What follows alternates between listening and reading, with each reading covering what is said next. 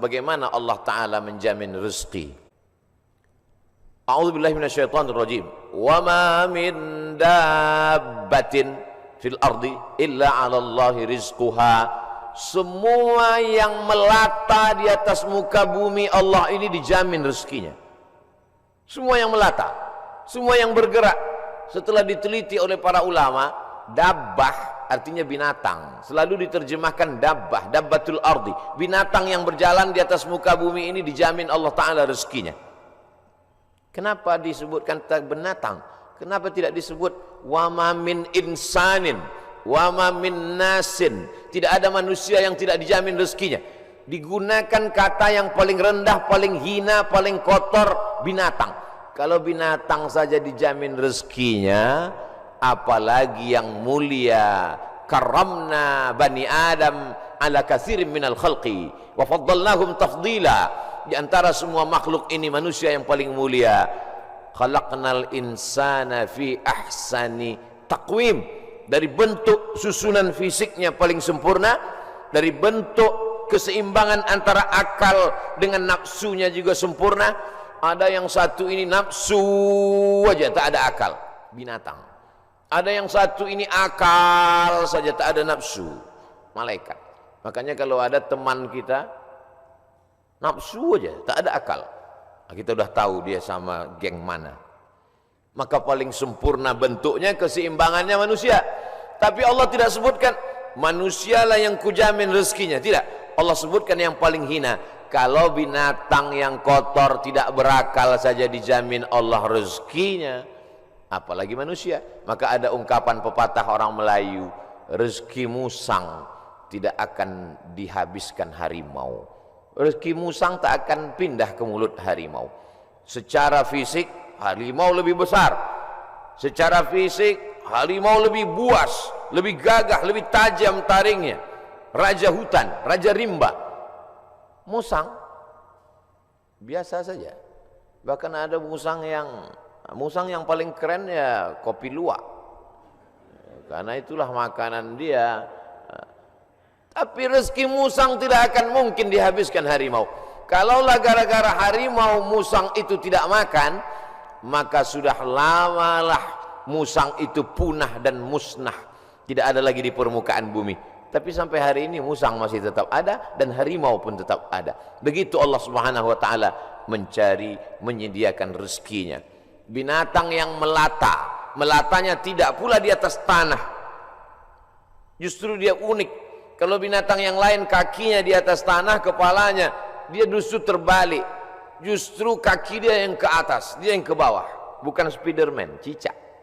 Makanannya pun luar biasa. Yang dia makan tidak melata tapi yang terbang, nyamuk. Bisa juga dia makan. Jadi kalau ada orang dikasih Allah Ta'ala tangan, kaki, kudrat, iradat, kemauan, kehendak, dikasih Allah Ta'ala akal sehat, badan sehat, segar bugar, tapi cemas dengan rezekinya, dia mestinya malu dengan cicak. Kemudian bagaimana Allah Subhanahu wa taala membagi rezeki itu? Lau tawakkaltum 'alallah haqqa tawakkulih. Kalau kamu bertawakal kepada Allah sebenar-benar tawakal, la razaqakum kama ruziqat thair. Kamu diberi Allah rezeki sebagaimana seekor burung mendapatkan rezeki. Bagaimana seekor burung mendapatkan rezeki? Taghdu khimasan wa taruhu bitanan. Terbang keluar sarang pada waktu pagi dalam keadaan perut kosong dan pulang dalam keadaan perut kenyang. Sampai hari ini belum ada burung yang tidak mau terbang karena khawatir dapat rezeki atau tidak. Burung merpati terbang tinggi, tahu dia di mana letak sarangnya dan pulang dia dalam keadaan perut kenyang. Padahal yang diberikan Allah kepada dia cuma dua, paruh dengan cakar kakinya. Dengan dua itu bisa dia makan. Uniknya burung-burung ini adalah makanannya berada di dalam air, dia di atas udara, lalu kemudian dia hanya sebentar saja memantau, masuk dia ke dalam dan bisa diangkat kembali. Kalau tidak percaya pada isi ceramah saya ini, sering-sering nonton film yang isinya binatang aja, tentang flora dan fauna, tentang hewan, tentang burung. Aneh dan uniknya yang menyuruh kita untuk mempelajari binatang hewan ini adalah Allah SWT. Tapi yang mempertontonkan kita, kameramennya sampai berbulan-bulan di dalam hutan untuk menampilkan, hanya memperlihatkan seekor burung bisa menangkap seekor ikan, untuk memperlihatkan bagaimana Allah membagi rezeki kepada kita. Begitu Allah SWT memberikan rezeki. Suatu ketika ada salah seorang dari wali-wali Allah, ada seorang wali Allah. Seorang wali Allah ini berjalan. Dalam perjalanan panjangnya dia melihat ada seorang wali Allah juga yang duduk di gurun pasir hanya berzikir. Lalu wali yang berjalan bertanya kepada wali yang duduk, "Kamu kenapa duduk dari tadi tidak cari rezeki?" Kata wali yang duduk, "Apa kau tidak tahu firman Allah, wa ma min dabbatin fil ardi illa 'ala Allahi rizquha." Semua makhluk yang melata di atas muka bumi Allah, rezekinya sudah dijamin Allah. Percaya kau pada ayat ini? Percaya, aku wali Allah. Kalau percaya kepada ayat bahwa rezeki dijamin Allah, untuk apa lagi kita cari rezeki? Kalau kau tidak percaya bahwa rezeki dijamin Allah, lihatlah di atas pohon kurma itu ada seekor burung. Sejak telurnya menetas, sayapnya patah. Sayapnya patah, dia tidak bisa terbang, tapi dia tetap menjadi burung yang besar di atas pohon kurma. Kenapa? Kita lihat nanti. Tak lama terlihat datang burung lain membawakan makanan. Datang burung membawakan cacing, datang burung membawakan ikan. Naik ke atas pohon kurma yang di atasnya ada seekor burung yang patah sayap. Begitulah kalau Allah berkehendak, rezekinya dijamin Allah, dia tidak perlu terbang. Datang burung lain membawakan. Burung yang datang ini bukan ojek online. Burung lain datang membawakan tanpa perintah manusia. Allah memerintahkan hatinya. Oh, begitu. Iya. Lalu apa kata wali Allah yang berdiri kepada wali Allah yang duduk? Kenapa kau tidak amalkan sunnah al-yadul ulya khairum minal yadis sufla? Kenapa engkau tidak memilih menjadi burung yang mendatangkan cacing dan ikan? Kenapa justru memilih menjadi burung yang duduk menunggu makanan datang? Mendengar itu wali Allah yang duduk itu tegak berdiri dan dia mengatakan, kalau begitu aku lebih memilih ingin menjadi burung yang membawakan makanan, karena mengikut sunnah Rasulullah SAW. Al-yadul ulya khairum minal yadis sufla. Tangan di atas yang memberi lebih mulia daripada yang menerima. Artinya apa? Dengan rezeki, mencari rezeki, punya rezeki bermanfaat, maka orang itu lebih tinggi derajatnya daripada beriman, yakin, tapi hanya menanti menunggu. Makanya dalam Islam diajarkan al-mu'minul qawiyyu, seorang mukmin yang kuat. Kuat fisiknya, kuat otaknya, kuat ilmunya, kuat finansialnya, kuat duitnya. Khairun, dia lebih baik di hadapan Allah. Wa ahabbu ilallah, lebih dicintai Allah. Minal mu'minid dha'if, daripada mukmin yang lemah. Saudaraku yang dimuliakan Allah Subhanahu wa taala. Jadi bagaimana tiba-tiba pikiran kita menjadi sempit sampai tidak nampak solusi? Bagaimana tiba-tiba hati kita ini menjadi beku sampai semuanya terasa menyulitkan, menyusahkan kita? Maka Allah Subhanahu wa taala memberikan kita kelapangan. Man lazimal istighfar, siapa yang melazimkan istighfar, mengistiqomahkan, mengamalkan istighfar, ja'alallahu lahu min kulli dhiqin makhraja. Habis waktu ceramah. Oh, matahari terbit. Hebatnya di Masjid Agung Sunda Kelapa. Setiap matahari terbit bunyi alarm. Setiap matahari terbit bunyi alarm.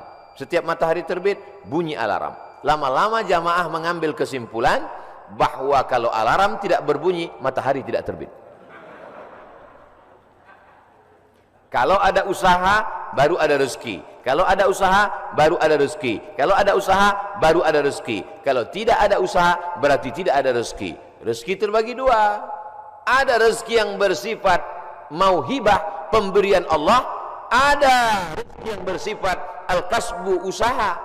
Dan berapa banyak rezeki yang berdasarkan pemberian Allah Ta'ala jauh lebih besar daripada usaha. Tapi jangan gara-gara ini lalu orang tidak mau berusaha. Usaha datang dari kita, pemberian datang dari Allah. Cobalah tanya bisnismen orang-orang kaya itu, apakah dari usahanya itu datang? Berapa banyak usahanya biasa saja, tapi pemberian Allah Subhanahu wa taala luar biasa. Yang dinilai Allah adalah bagaimana seorang hamba berusaha. Itulah ahlus sunnah wal jamaah. Adapun orang yang berpangku tangan menunggu hujan turun dari langit, mereka adalah ahlul bid'ah wad dhalalah. Namanya kelompok Jabbariyah. Al-Jabr. Ada wali nikah itu namanya wali majbur, wali yang boleh memaksa. Jabbariyah orang yang terpaksa. Kata dia, hidup dia ini terpaksa karena takdir. Kau kenapa tidak berusaha? Semua sudah ditakdirkan Allah. Kau kenapa mabuk? Saya tidak ada niat mabuk Pak Ustadz, saya terpaksa karena takdir. Dua salah dia. Pertama, dia berbuat dosa. Yang kedua, dia mengkambing hitamkan Tuhan atas segala dosa-dosanya. Maka orang seperti ini dihukum double oleh Sayyidina Umar bin Khattab. Pada zaman Umar pun spesies manusia seperti ini sudah ada. Yang sekarang ini hanya pengikut-pengikutnya saja, neonya, model barunya muncul di zaman modern ini. Maka orang seperti ini bukan ahlu sunnah. Ahlu sunnah adalah berkeyakinan bahwa rezeki dijamin Allah, tapi dia juga berusaha. Menurut Imam Abul Hasan Al-Asy'ari, maka itulah yang disebut dengan al-kasbu wal ikhtiar. Ada usaha. Subuh ini saya sudah ditakdirkan Allah Subhanahu wa taala ada 2 minuman. Yang berada di atas meja ini walaupun nampaknya 3, yang minuman 2, yang ini hand sanitizer. Lalu kemudian saya boleh memilih antara 3 ini. Yang mana yang mau dipinum boleh pilih. Mau yang ini atau yang ini, tapi jangan yang ini. Ketika dia sudah diberikan kepada saya, maka ini milik saya, ini udah takdir saya, ini ketetapan untuk saya. Tapi saya mesti menggerakkan tangan saya, mesti memasukkannya ke mulut saya. Semuanya datang dari Allah. Gerak ini tangan bisa bergerak, itu pun dari Allah. Hati ini untuk condong kemana, itu pun dari Allah. Itulah mengapa dikatakan wallahu khalaqakum wa ma ta'malun. Allah menciptakan kamu dan perbuatan kamu. Perbuatan kamu itu pun juga ciptaan Allah, karena semua datang dari Allah. Menulis, tangan yang menulis ciptaan Allah. Pena, kertas, itu pun ciptaan Allah. Maka dikatakan bahwa kamu dan perbuatan kamu adalah ciptaan Allah. Tapi kita punya pilihan. Wa nafsin wa ma sawwaha, demi jiwa dan penciptaannya. Fa alhamaha fujuraha, ada jalan kiri, jalan fujur, jalan bengkok, jalan hitam. Wa taqwaha, jalan kanan, jalan baik, jalan putih. Maka kita tinggal memilih. Ketika pilihan kita benar, kita dapat surga. Walladzina amanu wa amilus solihati ulaika ashabul jannah walladzina kafaru wa kadzdzabu bi ayatina ulaika ashabun nar. Jangan dengan penuh kesadaran sendiri menabungnya di bank konvensional haram, duitnya duit riba, dimakan dengan penuh kesadaran. Ketika ditanya, kau makan riba? Iya, tapi ini haram. Takdir, susah saya menolaknya Ustaz. Tidak bisa begitu, karena kita punya pilihan untuk mengalihkan dia dari konvensional ke syariah. Kita punya pilihan untuk memilih antara yang haram dengan yang halal. Ketika pilihan itu tepat, disitulah balasan datang dari Allah Subhanahu wa ta'ala. Mudah-mudahan kajian ini membuat kita tetap istiqomah, tetap kuat iman dan Islam. Kita sampaikan kepada sahabat jamaah semuanya. Mudah-mudahan kita selalu dalam ridho Allah Subhanahu wa ta'ala.